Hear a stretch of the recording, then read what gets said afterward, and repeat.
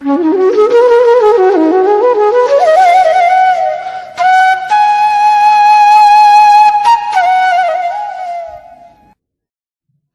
सुनते हैं मुंशी प्रेमचंद्र रचित रानी सारंधा। रानी सारंधा एक ऐसी वीरांगना है जिन्होंने देश प्रेम के लिए अपने सुहाग और अपने पुत्र दोनों को न्यौछावर कर दिया। आओ कहानी सुने।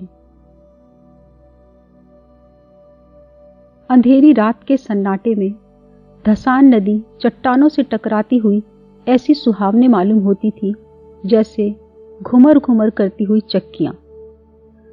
नदी के दाहिने तट पर एक टीला है। उस टीले पर एक पुराना दुर्ग बना हुआ है जिसको जंगली वृक्षों ने घेर रखा है। टीले के पूर्व की ओर छोटा सा गांव है। यह गढ़ी और गांव दोनों एक बुंदेला सरकार के कीर्ति चिन्ह हैं। शताब्दियां व्यतीत हो गईं। बुंदेलखंड में कितने ही राज्यों का उदय और अस्त हुआ। मुसलमान आए और बुंदेला राजा उठे और गिरे। कोई गांव, कोई इलाका ऐसा ना था जो इन दुर्अवस्थाओं से पीड़ित न हुआ हो। मगर इस दुर्ग पर किसी शत्रु की विजय पताका न लहराई और इस गांव में किसी विद्रोह का भी पदार्पण न हुआ। यह उसका सौभाग्य था। अनिरुद्ध सिंह वीर राजपूत था। वह जमाना ही ऐसा था जब मनुष्य मात्र को अपने बाहुबल और पराक्रम ही का भरोसा था। एक ओर मुसलमान सेनाएं पैर जमाए खड़ी रहती थी, दूसरी ओर बलवान राजा अपने निर्बल भाइयों का गला घोटने पर तत्पर रहते थे। अनिरुद्ध सिंह के पास सवारों और पियादों का एक छोटा सा मगर सजीव दल था। इससे वह अपने कुल और मर्यादा की रक्षा किया करता था। उसे कभी चैन से बैठना नसीब न होता था। 3 वर्ष पहले उसका विवाह शीतला देवी से हुआ था, मगर अनिरुद्ध विहार के दिन और विलास की रातें पहाड़ों में काटता था और शीतला उसकी जान की खैर मनाने में। वह कितनी बार पति से अनुरोध कर चुकी थी, कितनी बार उसके पैरों पर गिरकर रोई थी कि तुम मेरी आंखों से दूर न हो, मुझे हरिद्वार ले चलो, मुझे तुम्हारे साथ वनवास अच्छा है, यह वियोग अब नहीं सहा जाता। उसने प्यार से कहा, जिद से कहा, विनय की, मगर अनिरुद्ध बुंदेला था। शीतला अपने किसी हथियार से उसे परास्त न कर सकी। अंधेरी रात थी, सारी दुनिया सोती थी, तारे आकाश में जागते थे। शीतला देवी पलंग पर पड़ी करवटें बदल रही थी और उसकी ननद सारंधा फर्श पर बैठी मधुर स्वर से गाती थी, बिनु रघुवीर कटत नहीं रहे। शीतला ने कहा, जी ना जलाओ, क्या तुम्हें भी नींद नहीं आती? सारंधा, तुम्हें लोरी सुना रही हूं। शीतला, मेरी आंखों से तो नींद लोप हो गई है। सारंधा, किसी को ढूंढने गई होगी। इतने में द्वार खुला और एक गठे हुए बदन के रूपवान पुरुष ने भीतर प्रवेश किया। वह अनिरुद्ध था। उसके कपड़े भीगे हुए थे और बदन पर कोई हथियार न था। शीतला चारपाई से उतरकर जमीन पर बैठ गई। सारंधा ने पूछा, भैया यह कपड़े भीगे क्यों हैं? अनिरुद्ध, नदी तैर कर आया हूं। सारंधा, हथियार क्या हुए? अनिरुद्ध, छिन गए। सारंधा, और साथ के आदमी? अनिरुद्ध, सबने वीर गति पाई। शीतला ने दबी जबान से कहा, ईश्वर ने ही कुशल किया। मगर सारंधा के तेवरों पर बल पड़ गए और मुखमंडल गर्व से सतेज हो गया। बोली, भैया तुमने कुल की मर्यादा खो दी, ऐसा कभी ना हुआ था। सारंधा भाई पर जान देती थी। उसके मुंह से यह धिक्कार सुनकर अनिरुद्ध लज्जा और खेद से विकल हो गया। वह विराग्नि जिसे क्षण भर के लिए अनुराग ने दबा लिया था, फिर ज्वलंत हो उठी। वह उल्टे पांव लौटा और यह कहकर बाहर चला गया कि सारंधा, तुमने मुझे सदैव के लिए सचेत कर दिया। यह बात मुझे कभी ना भूलेगी।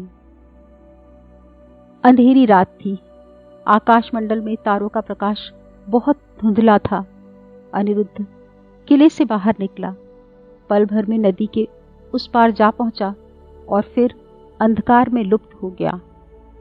शीतला उसके पीछे पीछे किले की दीवारों तक आई, मगर जब अनिरुद्ध छलांग मारकर बाहर कूद पड़ा तो विरहड़ी चट्टान पर बैठकर रोने लगी। इतने में सारंधा भी वहीं आ पहुंची। शीतला ने नागिन की तरह बल खाकर कहा, मर्यादा इतनी प्यारी है? सारंधा, हाँ। शीतला, अपना पति होता तो हृदय में छिपा लेती। सारंधा, ना, छाती में छुरा चुभा देती। शीतला ने ऐंठकर कहा, चोली में छिपाती फिरोगी, मेरी बात गिरह में बांध लो। सारंधा, जिस दिन ऐसा होगा मैं भी अपना वचन पूरा करके दिखाऊंगी। इस घटना के 3 महीने पीछे अनिरुद्ध महरौनी को जीतकर लौटा और साल भर पीछे सारंधा का विवाह ओरछा के राजा चंपत राय से हो गया। मगर उस दिन की बातें दोनों महिलाओं के हृदय स्थल में कांटे की तरह खटकती रही। राजा चंपत राय बड़े प्रतिभाशाली पुरुष थे। सारी बुंदेला जाति उनके नाम पर जान देती थी और उनके प्रभुत्व को मानती थी। गद्दी पर बैठते ही उन्होंने मुगल साम्राज्य को कर देना बंद कर दिया और वे अपने बाहुबल से राज्य विस्तार करने लगे। मुगलों की सेनाएं बार बार उन पर हमले करती, पर वह हार कर लौट जाती। यही समय था कि जब अनिरुद्ध ने सारंधा का चंपत राय से विवाह कर दिया। सारंधा ने मुंह मांगी मुराद पाई। उसकी यह अभिलाषा थी कि मेरा पति बुंदेला जाति का कुल तिलक हो, पूरी हुई। यद्यपि राजा के रनिवास में 5 रानियां थीं, मगर उन्हें शीघ्र ही मालूम हो गया कि वह देवी जो हृदय में मेरी पूजा करती है सारंधा ही है। परंतु कुछ ऐसी घटनाएं हुई कि चंपत राय को मुगल बादशाह का आश्रित होना पड़ा। वे अपना राज्य अपने भाई पहाड़ सिंह को सौंपकर दिल्ली चले गए। यह शाहजहां के शासनकाल का अंतिम भाग था। शहजादा दारा शिकोह राजकीय कार्यों को संभालते थे। युवराज की आंखों में शील था और चित्त में उदारता। उन्होंने चंपत राय की वीरता की कथाएं सुनी थी, इसलिए उनका बहुत आदर सम्मान किया और कालपी की बहुमूल्य जागीर उनको भेंट की, जिसकी आमदनी 9 लाख थी। यह पहला अवसर था कि चंपत राय को आए दिन के लड़ाई झगड़े से निवृत्ति मिली और उसके साथ ही भोग विलास का प्राबल्य हुआ। रात दिन आमोद प्रमोद की चर्चा रहने लगी। राजा विलास में डूबे, रानियां जड़ाऊ गहनों पर रिझी, मगर सारंधा इन दिनों बहुत उदास और संकुचित रहती। वह इन रहस्यों से दूर दूर रहती और ये नृत्य और गाने की सभाएं उसे सूनी प्रतीत होती। एक दिन चंपत राय ने सारंधा से कहा, सारन, तुम उदास क्यों रहती हो? मैंने तुम्हें कभी हंसते नहीं देखा। क्या तुम मुझसे नाराज हो? सारंधा की आंखों में जल भर आया। बोली, स्वामी जी, आप क्यों ऐसा विचार करते हैं? जहां आप प्रसन्न हैं वहां मैं भी खुश हूं। चंपत राय, मैं जब से यहां आया हूं मैंने तुम्हारे मुख कमल पर कभी मनोहारिणी मुस्कुराहट नहीं देखी। तुमने कभी हाथों से मुझे बीड़ा नहीं खिलाया, पग नहीं सवारी, कभी मेरे शरीर पर शस्त्र नहीं सजाए, कहीं प्रेमलता मुरझाने तो नहीं लगी। सारंधा, प्राणनाथ, आप मुझसे ऐसी बातें पूछते हैं जिसका उत्तर मेरे पास नहीं है। यथार्थ में इन दिनों मेरा चित्त उदास रहता है। मैं बहुत चाहती हूं कि खुश रहूं, मगर बोझ सा हृदय पर धरा रहता है। चंपत राय स्वयं आनंद में मग्न थे, इसलिए उनके विचार में सारंधा की असंतुष्ट रहने का कोई उचित कारण नहीं समझ में आया। वे भौहें सिकोड़कर बोले, मुझे तुम्हारे उदास रहने का कोई विशेष कारण नहीं मालूम होता। ओरछा में कौन सा सुख था जो यहां नहीं है? सारंधा का चेहरा लाल हो गया। बोली, मैं कुछ कहूं आपसे, नाराज तो ना होंगे? चंपत राय, नहीं, शौक से कहो। सारंधा, ओरछे में मैं एक राजा की रानी थी। यहाँ मैं एक जागीरदार की चेरी हूँ। ओरछे में मैं वह थी जो अवध में कौशल्या थी, और यहाँ मैं बादशाह के एक सेवक की स्त्री हूँ। जिस बादशाह के सामने आज आप आदर से सिर झुकाते हैं, वह कल आपके नाम से कांपता था। रानी से चेरी होकर भी प्रसन्नचित होना मेरे वश में नहीं है। आपने यह पद और ये विलास की सामग्रियां बड़े महंगे दामों मोल ली हैं। चंपत राय के नेत्रों से एक पर्दा सा हट गया। वे अब तक सारंधा की आत्मिक उच्चता को न जानते थे। जैसे वे माँ बाप का बालक माँ की चर्चा सुनकर रोने लगता है, उसी प्रकार ओरछे की याद से चंपत राय की आंखें सजल हो गई। उन्होंने आदर युक्त अनुराग के साथ सारंधा को हृदय से लगा लिया। आज से उन्हें फिर उसी उजड़ी बस्ती की फिक्र हुई जहां से धन और कीर्ति की अभिलाषाएं खींच लाई थी। माँ अपने खोए हुए बालक को पाकर निहाल हो जाती है। चंपत राय के आने से बुंदेलखंड निहाल हो गया। ओरछे के भाग जाग उठे। नौबतें बजने लगी और फिर सारंधा के कमल नेत्रों में जातीय अभिमान का आभास दिखाई देने लगा। यहाँ रहते रहते महीनों बीत गए। इस बीच में शाहजहां बीमार पड़ा। पहले से ईर्ष्या की अग्नि दहक रही थी। यह खबर सुनते ही ज्वाला प्रचंड हुई। संग्राम की तैयारियां होने लगी। शहजादे मुराद और मुहिउद्दीन अपने अपने दल सजाकर दक्षिण से चले। वर्षा के दिन थे। उर्वरा भूमि रंग बिरंग के रूप भर अपने सौंदर्य को दिखाती थी। मुराद और मुहिउद्दीन उमंगों से भरे हुए कदम बढ़ाते चले आ रहे थे। यहाँ तक कि धौलपुर के निकट चंबल के तट पर आ पहुंचे, परंतु यहाँ उन्होंने बादशाही सेना को अपने शुभागमन के निमित्त तैयार पाया। शहजादे अब बड़ी चिंता में पड़े। सामने अगम्य नदी लहरें मार रही थी, किसी योगी की त्याग के सदृश। विवश होकर चंपत राय के पास संदेश भेजा कि खुदा के लिए आकर हमारी डूबती हुई नाव को पार लगाइए। राजा ने भवन में जाकर सारंधा से पूछा, इसका क्या उत्तर दूं? सारंधा, आपको मदद करनी होगी। चंपत राय, उनकी मदद दारा शिकोह से वैर लेना होगा। सारंधा, यह सत्य है, परंतु हाथ फैलाने की मर्यादा भी तो निभानी चाहिए। चंपत राय, प्रिय, तुमने सोचकर जवाब नहीं दिया। सारंधा, प्राणनाथ, मैं अच्छी तरह जानती हूँ कि यह मार्ग कठिन है और अब हमें अपने योद्धाओं का रक्त पानी के समान बहाना पड़ेगा, परंतु हम अपना रक्त बहाएंगे और चंबल की लहरों को लाल कर देंगे। विश्वास रखिए कि जब तक नदी की धारा बहती रहेगी, वह हमारे वीरों की कीर्तिगान करती रहेगी। जब तक बुंदेलों का एक भी नाम लेवा रहेगा, ये रक्त बिंदु उसके माथे पर केशर का तिलक बनकर चमकेंगे। वायुमंडल में मेघराज की सेनाएं उमड़ रही थीं।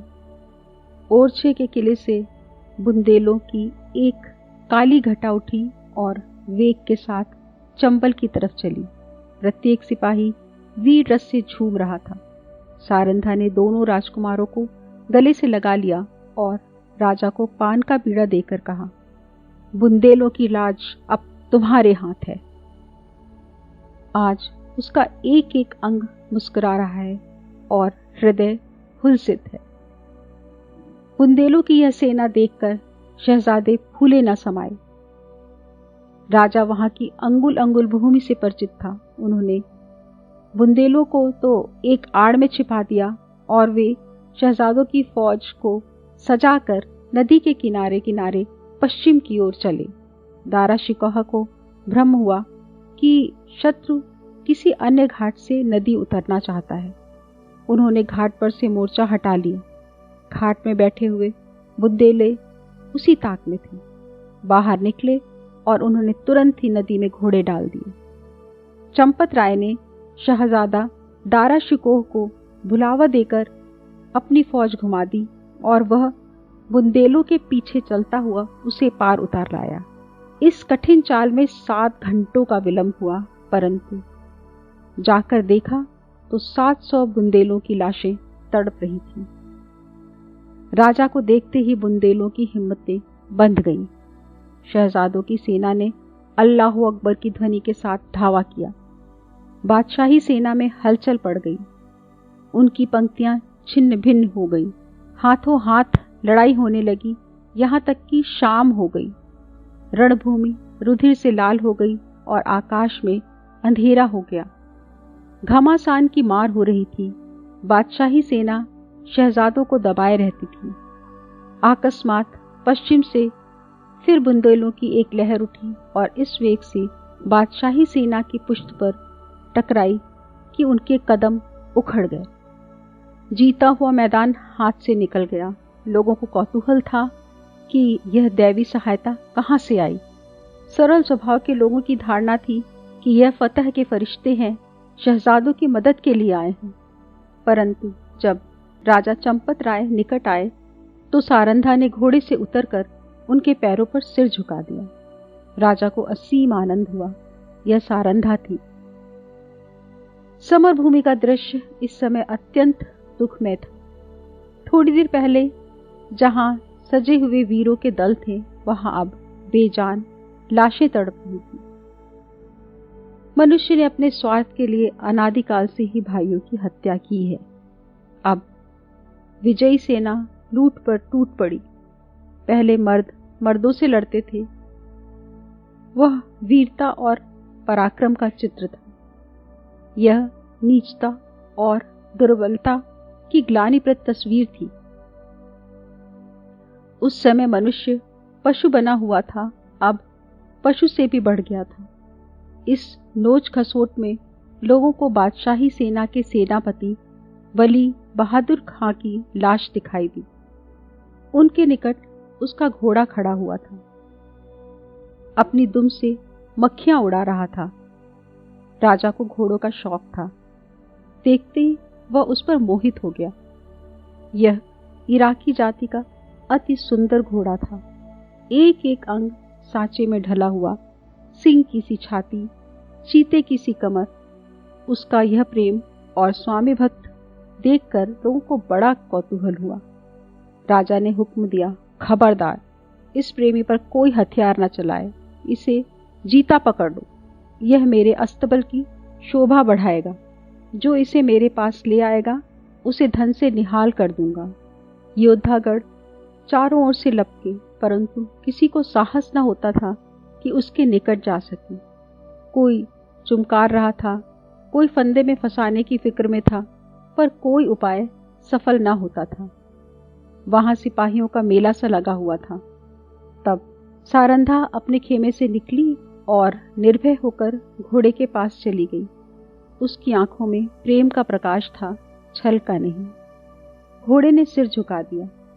रानी ने उसकी गर्दन पर हाथ रखा और उसकी पीठ सहलाने लगी। घोड़े ने उसके आंचल में मुंह छिपा लिया। रानी उसकी रास पकड़कर खेमे की ओर चल पड़ी। घोड़ा इस तरह चुपचाप उसके पीछे चला मानो सदैव से उसका सेवक हो। पर बहुत अच्छा होता कि घोड़े ने सारंधा से भी निष्ठुरता की होती। यह सुंदर घोड़ा आगे चलकर इस राज परिवार के निमित्त स्वर्ण जटित मृग साबित हुआ। संसार एक रण क्षेत्र है। इस मैदान में उसी सेनापति को विजय लाभ होता है जो अवसर को पहचानता है। वह अवसर जितने उत्साह से आगे बढ़ता है, उतने ही उत्साह से आपत्ति के समय पीछे हट जाता है। वह वीर पुरुष राष्ट्र का निर्माता होता है और इतिहास उसके नाम पर यश के फूलों की वर्षा करता है। पर इस मैदान में कभी कभी ऐसे सिपाही भी आते हैं जो अवसर पर कदम बढ़ाना जानते हैं, लेकिन संकट में पीछे हटना नहीं जानते। वे रणवीर पुरुष विजय को नीति की भेंट कर देते हैं। वे अपने सेना का नाम मिटा देंगे, किंतु जब एक बार पहुंच गए हैं वहां से कदम पीछे ना हटाएंगे। उनमें कोई विरला ही संसार क्षेत्र में विजय प्राप्त करता है, किंतु प्रायः उसकी हार विजय से भी अधिक गौरवात्मक होती है। अगर अनुभवशील सेनापति राष्ट्रों की नींव डालता है तो आन पर जान देने वाले, मुख न मोड़ने वाले सिपाही राष्ट्र के भावों को उच्च करता है और उसके हृदय पर नैतिक गौरव को अंकित कर देता है। उसे इस कार्य क्षेत्र में चाहे सफलता ना हो, किंतु जब किसी वाक्य या सभा में उसका नाम जुबान पर आता है, श्रोतागण एक स्वर से उसकी कीर्ति गौरव को प्रतिध्वनित कर देते हैं। सारंधा आन पर जान देने वालों में थी। शहजादा मुइनुद्दीन चंबल के किनारे से आगरे की ओर चला तो सौभाग्य से उसके सिर पर मूर्छल हिलता था। जब वह आगरे पहुंचा तो विजय देवी ने उसके लिए सिंहासन सजा दिया। औरंगजेब गुडज था। उसने बादशाही अफसरों के अपराध क्षमा कर दिए, उनके राज्य पद लौटा दिए और राजा चंपत राय को उसके बहुमूल्य कृत्यों के उपलक्ष्य में 12,000 मनसब प्रदान किए। ओरछा से बनारस और बनारस से जमुना तक उसकी जागीर नियत की गई। बुंदेला राजा फिर राजसेवक बना और फिर सुख विलास में डूबा और रानी सारंधा फिर पराधीनता के शोक से घुलने लगी। वली बहादुर खां बड़ा वाक्य चतुर मनुष्य था। उसकी मृदुता ने शीघ्र ही बादशाह आलमगीर का विश्वास पात्र बना दिया। उस पर राजसभा में सम्मान की दृष्टि पड़ने लगी। खां साहब के मन में अपने घोड़े के हाथ से निकल जाने का बड़ा गम था। एक दिन कुंवर छत्रसाल उसी घोड़े पर सवार होकर सैर को गया था। वह खां साहब के महल की तरफ जा निकला। वली बहादुर ऐसे ही अवसर की ताक में था। उसने तुरंत अपने सेवकों को इशारा किया। राजकुमार अकेला क्या करता? पांव पांव घर आया और उसने सारंधा से सब समाचार बयान किया। रानी का चेहरा तमतमा उठा। बोली, मुझे इसका शोक नहीं कि घोड़ा हाथ से गया, शोक इसका है कि तू उसे खोकर जीता क्यों लौट आया। तेरे शरीर में बुंदेलों का रक्त नहीं है। घोड़ा ना मिलता ना सही, किंतु तुझे दिखा देना चाहिए था कि एक बुंदेले बालक से उसका घोड़ा छीन लेना हंसी नहीं है। यह कहकर उसने 25 योद्धाओं को तैयार होने की आज्ञा दी। स्वयं अस्त्राधारण किए और योद्धाओं के साथ वली बहादुर खां के निवास स्थान पर जा पहुंची। खां साहब उसी घोड़े पर सवार होकर दरबार चले गए थे। सारंधा दरबार की ओर चली और एक क्षण में किसी वेगवती नदी के सदृश बादशाही दरबार के सामने जा पहुंची। यह कैफियत देखते ही दरबार में हलचल मच गई। अधिकारी वर्ग इधर से उधर आकर जमा हो गए। आलमगीर भी सहन में निकल आए। लोग अपनी अपनी तलवारें संभालने लगे और चारों तरफ शोर मच गया। कितने ही नेत्रों ने इसी दरबार में अमर सिंह की तलवार की चमक देखी थी। उन्हें वही घटना याद आ गई। सारंधा ने उच्च स्वर से कहा, खां साहब, बड़ी लज्जा की बात है। आपने वही वीरता जो चंबल के तट पर दिखानी चाहिए थी, आज एक अबोध बालक के सम्मुख दिखाई है। क्या यह उचित था कि आप उससे घोड़ा छीन लेते? वली बहादुर खां की आंखों से अग्नि ज्वाला निकल रही थी। वे कड़ी आवाज से बोले, किसी गैर को क्या मजाल कि मेरी चीज अपने काम में लाए। रानी, वह आपकी चीज नहीं, मेरी है। मैंने उसे रणभूमि में पाया है और उस पर मेरा अधिकार है। क्या रणनीति की इतनी मोटी सी बात आप नहीं जानते? खां साहब, यह घोड़ा मैं नहीं दे सकता। इसके बदले में सारा अस्तबल आपकी नजर है। रानी, मैं अपना घोड़ा लूंगी। खां साहब, मैं उसके बराबर जवाहरात दे सकता हूं, परंतु घोड़ा नहीं दे सकता। रानी, तो फिर इसका निश्चय तलवार से होगा। बुंदेला योद्धाओं ने तलवारें साध ली और निकट था कि दरबार की भूमि रक्त से प्लावित हो जाए। बादशाह आलमगीर ने बीच में आकर कहा, रानी साहब, आप सिपाहियों को रोकें। घोड़ा आपको मिल जाएगा, परंतु इसका मूल्य बहुत देना पड़ेगा। रानी, मैं उसके लिए अपना सर्वस्व खोने को तैयार हूं। बादशाह, जागीर और मनसब भी? रानी, जागीर और मनसब कोई चीज नहीं। बादशाह, अपना राज्य भी? रानी, हां, राज्य भी। बादशाह, एक घोड़े के लिए? रानी, नहीं, उस पदार्थ के लिए जो संसार में सबसे अधिक मूल्यवान है। बादशाह, वह क्या है? रानी, अपनी आन। इस भांति रानी ने अपने घोड़े के लिए अपनी विस्तृत जागीर, उच्च राज और राज सम्मान सब हाथ से खोया, और केवल इतना ही नहीं, भविष्य के लिए बोए कांटे। इस घड़ी से अंत दशा तक चंपत राय को शांति ना मिली। राजा चंपत राय ने फिर ओरछे के किले में पदार्पण किया। उन्हें मनसब और जागीर के हाथ से निकल जाने का अत्यंत शोक हुआ, किंतु उन्होंने अपने मुंह से शिकायत का एक भी शब्द नहीं निकाला। वे सारंधा के स्वभाव से भली भांति परिचित थे। शिकायत इस समय उसके आत्मगौरव पर कुठार का काम करती। कुछ दिन यहाँ शांतिपूर्वक व्यतीत हुआ, लेकिन बादशाह सारंधा की कठोर बात को भूला ना था। वह क्षमा करना जानता ही ना था। जो ही भाइयों की ओर से निश्चित हुआ, उसने एक बड़ी सेना चंपत राय का गर्व चूर्ण करने के लिए भेजी और 22 अनुभवी सरदार इस मुहिम पर नियुक्त किए। शुभकर्ण बुंदेला बादशाह का सूबेदार था। वह चंपत राय का बचपन का मित्र और सहपाठी था। उसने चंपत राय को परास्त करने का बीड़ा उठाया। और भी कितने ही बुंदेला सरदार राजा से विमुख होकर बादशाह की सूबेदारी से आ मिले। एक घोर संग्राम हुआ।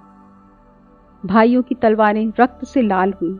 यद्यपि इस समर में राजा को विजय प्राप्त हुई, लेकिन उसकी शक्ति सदा के लिए क्षीण हो गई। निकटवर्ती बुंदेला राजा, जो चंपत राय के बाहुबल थे, बादशाह के कृपाकांक्षी बन बैठे। साथियों में कुछ तो काम आए, कुछ दगा कर गए। यहाँ तक कि निज संबंधियों ने भी आंखें चुरा ली, परंतु इन कठिनाइयों में भी चंपत लाल ने हिम्मत नहीं हारी, धीरज को न छोड़ा। उन्होंने ओरछा छोड़ दिया और वह 3 वर्ष तक बुंदेलखंड के सघन पर्वतों पर छिपे फिरते रहे। बादशाही सेनाएं शिकारी जानवरों की भांति सारे देश में मंडरा रही थी। आए दिन राजा का किसी न किसी से सामना हो जाता था। सारंधा सदैव उनके साथ रहती और उनका साहस बढ़ाया करती। बड़ी बड़ी आपत्तियों में जबकि धैर्य लुप्त हो जाता और आशा साथ छोड़ देती, आत्मरक्षा का धर्म उसे संभाले रहता है। 3 साल के बाद अंत में बादशाह के सूबेदारों ने आलमगीर को सूचना दी कि इस शेर का शिकार आपके सिवा और किसी से ना होगा। उत्तर आया कि सेना को हटा लो और घेरा उठा लो।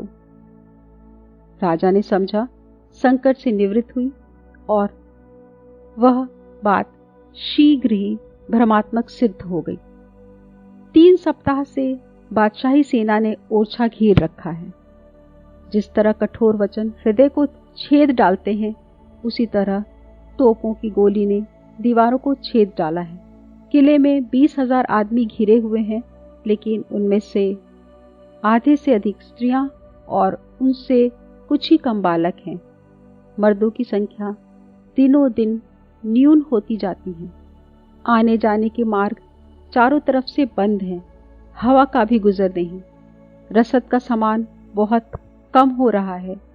स्त्रियां, पुरुष और बालकों को जीवित रखने के लिए आप उपवास करती हैं।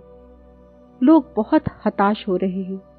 औरतें सूर्य नारायण की ओर हाथ उठा उठाकर शत्रु को कोसती हैं। बालक वृंद मारे क्रोध के दीवार की आड़ में से उन पर पत्थर फेंकते हैं, जो मुश्किल से दीवार के उस पार आ पाते हैं। राजा चंपत राय ज्वर से पीड़ित हैं। उन्होंने कई दिनों से चारपाई नहीं छोड़ी। उन्हें देखकर लोगों को कुछ ढांढस होता था, लेकिन उनकी बीमारी से सारे किले में नैराश्य छाया हुआ है। राजा ने सारंधा से कहा, आज शत्रु जरूर किले में घुस आएंगे। सारंधा, ईश्वर न करे कि इन आंखों को यह दिन देखना पड़े। राजा, मुझे बड़ी चिंता है इन अनाथ स्त्रियों और बालकों की। गेहूं के साथ घुन भी पिस जाएंगे। सारंधा, हम लोग यहां से निकल जाएं तो कैसा? राजा, इन अनाथों को छोड़कर? सारंधा, इस समय इन्हें छोड़ देने में ही कुशल है। हम न होंगे तो शत्रु इन पर कुछ दया ही करेंगे। राजा, नहीं, यह लोग मुझसे न छोड़े जाएंगे। मर्दों ने अपनी जान हमारी सेवा में अर्पण कर दी है और उनकी स्त्रियों और बच्चों को मैं कदापि नहीं छोड़ सकता। सारंधा, लेकिन यहां रहकर हम उनकी कुछ मदद भी तो नहीं कर सकते। राजा, उनके साथ प्राण तो दे सकते हैं। मैं उनकी रक्षा में अपनी जान लड़ा दूंगा। उनके लिए बादशाही सेना की खुशामद करूंगा, कारावास की कठिनाइयां सहूंगा, किंतु इस संकट में उन्हें छोड़ नहीं सकता। सारंधा ने लज्जित होकर सिर झुका लिया और सोचने लगी, निसंदेह प्रिय साथियों को आग की आंच में छोड़कर अपनी जान बचाना घोर नीचता है। मैं ऐसी स्वार्थांत क्यों हो गई हूं? लेकिन एकाएक विचार उत्पन्न हुआ।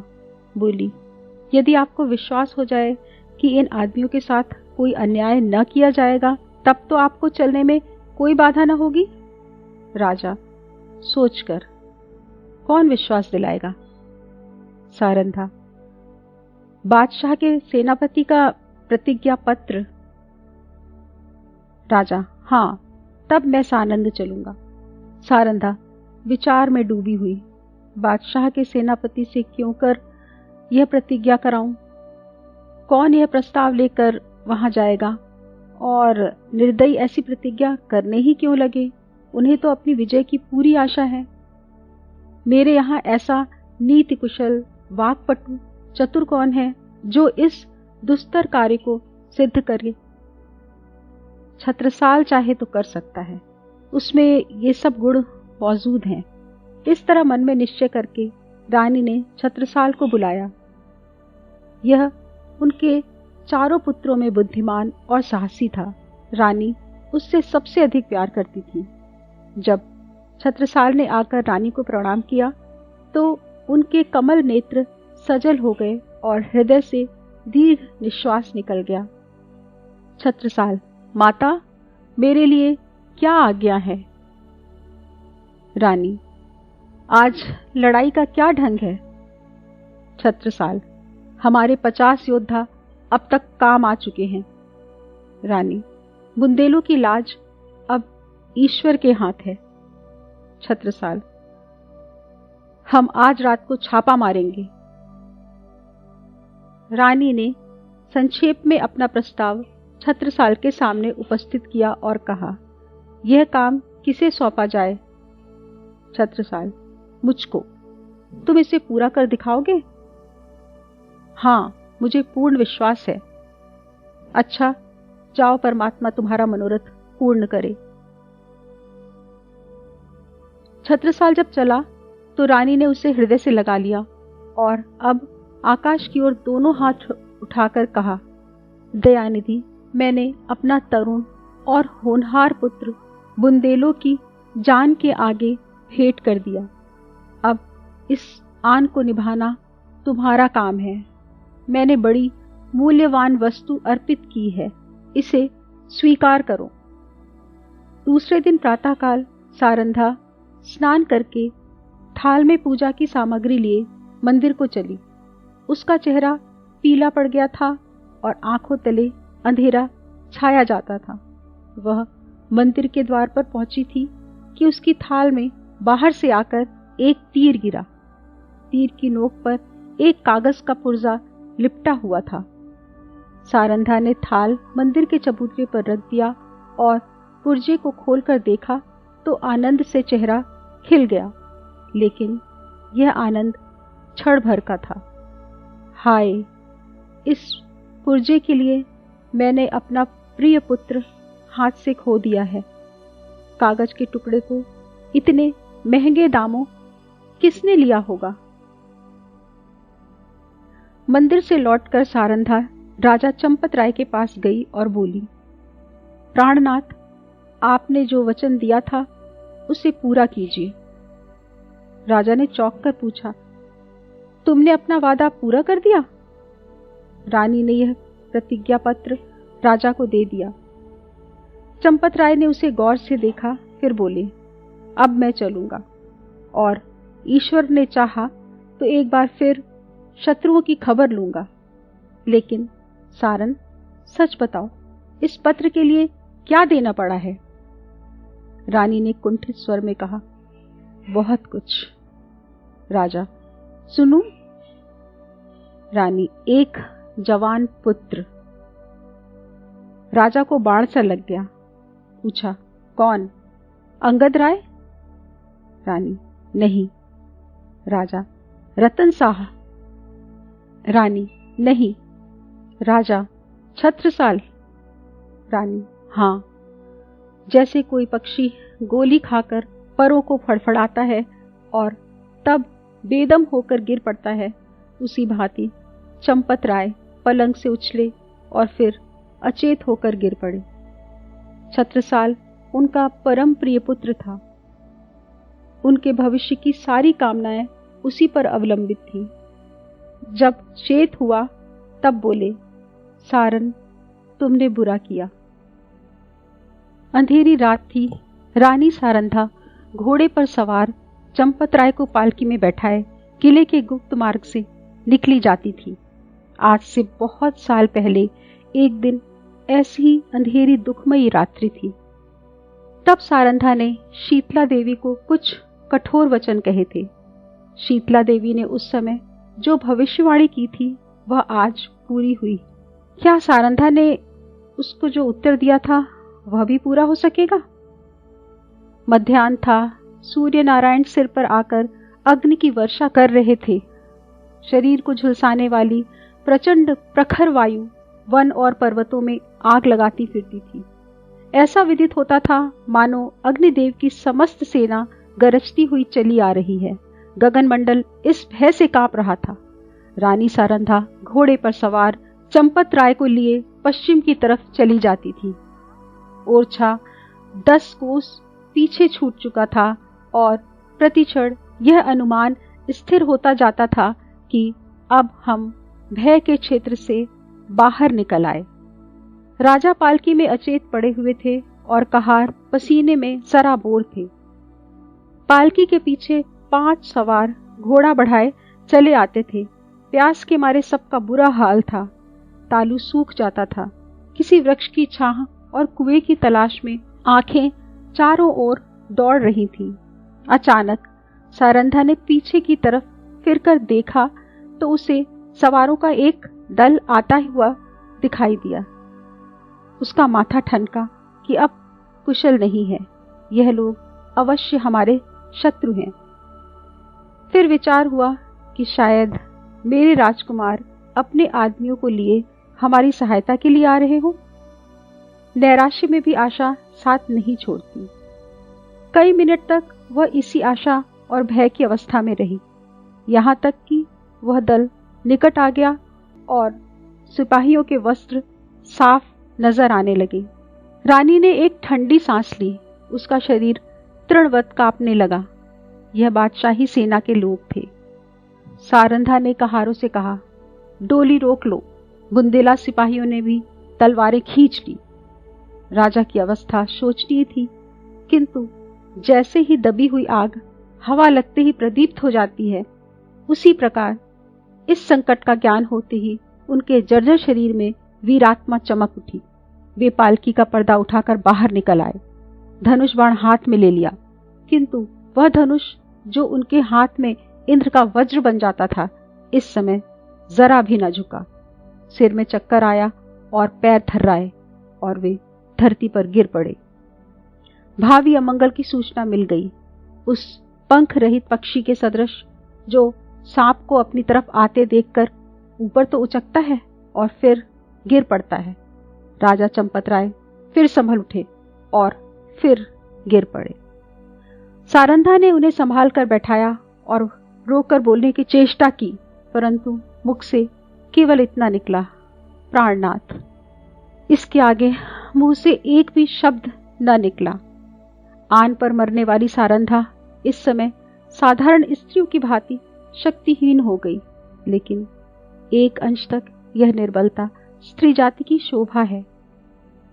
चंपत राय बोले, सारन, देखो हमारा एक वीर जमीन पर गिरा। शोक, जिस आपत्ति से याव जीवन डरता रहा, उसने इस अंतिम समय में आ घेरा है। मेरी आंखों के सामने शत्रु तुम्हारे कोमल शरीर में हाथ लगाएंगे और मैं जगह से हिल भी न सकूंगा। हाय, मृत्यु तू कब आएगी? यह कहते कहते उन्हें एक विचार आया। तलवार की तरफ हाथ बढ़ाया, मगर हाथों में दम न था। तब सारंधा से बोले, प्रिय, तुमने कितने ही अवसरों पर मेरी आन निभाई है। इतना सुनते ही सारंधा के मुरझाए हुए मुख पर लाली दौड़ गई। आंसू सूख गए इस आशा में कि मैं पति के कुछ काम आ सकती हूँ। उसके हृदय में बल का संचार हो गया। वह राजा की ओर विश्वासोत्पादक भाव से देखकर बोली, ईश्वर ने चाहा तो मरते दम तक निभाऊंगी। रानी ने समझा राजा मुझे प्राण देने का संकेत कर रहे हैं। चंपत राय, तुमने मेरी बात कभी नहीं टाली। सारंधा, मरते दम तक न टालूंगी। राजा, यह मेरी अंतिम याचना है, इसे अस्वीकार न करना। सारंधा ने तलवार निकालकर अपने वक्षस्थल पर रख लिया और कहा, यह आपकी आज्ञा नहीं है। मेरी हार्दिक अभिलाषा है कि मैं मरूं तो मस्तक आपके पद कमलों पर हो। चंपत राय, तुमने मेरा मतलब नहीं समझा। क्या तुम मुझे इसलिए शत्रुओं के हाथ में छोड़ जाओगी कि मैं बेड़ियां पहने हुए दिल्ली की गलियों में निंदा का पात्र बनूं? रानी ने जिज्ञासा की दृष्टि से राजा को देखा। वह उनका मतलब न समझी। राजा, मैं तुमसे एक वरदान मांगता हूं। रानी, सहर्ष मांगिए। राजा, यह मेरी अंतिम प्रार्थना है। जो कुछ कहूंगा करोगी। रानी, सिर के बल करूंगी। राजा, देखो तुमने वचन दिया है, इनकार न करना। रानी कांपकर, आपके कहने की देर है। राजा, अपनी तलवार मेरी छाती में चुभा दो। रानी के हृदय पर वज्रपात सा हो गया। बोली, जीवन नाथ। इसके आगे वह कुछ न बोल सकी। आंखों में नैराश्य छा गया। राजा, मैं बेड़ियां पहनने के लिए जीवित रहना नहीं चाहता। रानी, मुझसे यह कैसे होगा? पांचवा और अंतिम सिपाही धरती पर गिरा। राजा ने झुंझलाकर कहा, इसी जीवन पर आन निभाने का गर्व था। बादशाह के सिपाही राजा की तरफ लपके। राजा ने नैराश्यपूर्ण भाव से रानी की ओर देखा। रानी क्षण भर अनिश्चित रूप से खड़ी रही, लेकिन संकट में हमारी निश्चयात्मक शक्ति बलवान हो जाती है। निकट था कि सिपाही लोग राजा को पकड़ लें कि सारंधा ने दामिनी की भांति लपक कर तलवार राजा के हृदय में चुभा दी। प्रेम की नाव प्रेम के सागर में डूब गई। राजा के हृदय से रुधिर की धार निकल रही थी, पर चेहरे पर शांति छाई हुई थी। कैसा हृदय है वह स्त्री जो अपने पति पर प्राण देती थी, आज उसकी प्राणघातिका है। जिस हृदय से आलिंगित होकर उसने यौवन सुख लूटा, जो हृदय उसकी अभिलाषाओं का केंद्र था, जो हृदय उसके अभिमान का पोषक था, उसी हृदय को सारंधा की तलवार छेद रही है। किसी स्त्री की तलवार से ऐसा काम हुआ है? आह, आत्माभिमान का कैसा विषादमय अंत है। उदयपुर और मारवाड़ के इतिहास में भी आत्मगौरव की ऐसी घटनाएं नहीं मिलती। बादशाही सिपाही सारंधा का यह साहस और धैर्य देखकर दंग रह गए। सरदार ने आगे बढ़कर कहा, रानी साहिबा, खुदा गवाह है, हम सब आपके गुलाम हैं। आपका जो हुक्म हो उसे बसरो चश्म बजा लाएंगे। सारंधा ने कहा, अगर हमारे पुत्रों में से कोई जीवित हो तो ये दोनों लाशें उसे सौंप देना। यह कहकर उसने उसी तलवार को अपने हृदय में चुभा लिया। जब वह अचेत होकर धरती पर गिरी तो उसका सिर राजा चंपत राय की छाती पर था। आशा है आपको यह कहानी अवश्य पसंद आई होगी। कृपया हमारे चैनल को लाइक करें, शेयर करें और सब्सक्राइब करें। अपनी प्रतिक्रिया कमेंट में अवश्य डालें। धन्यवाद।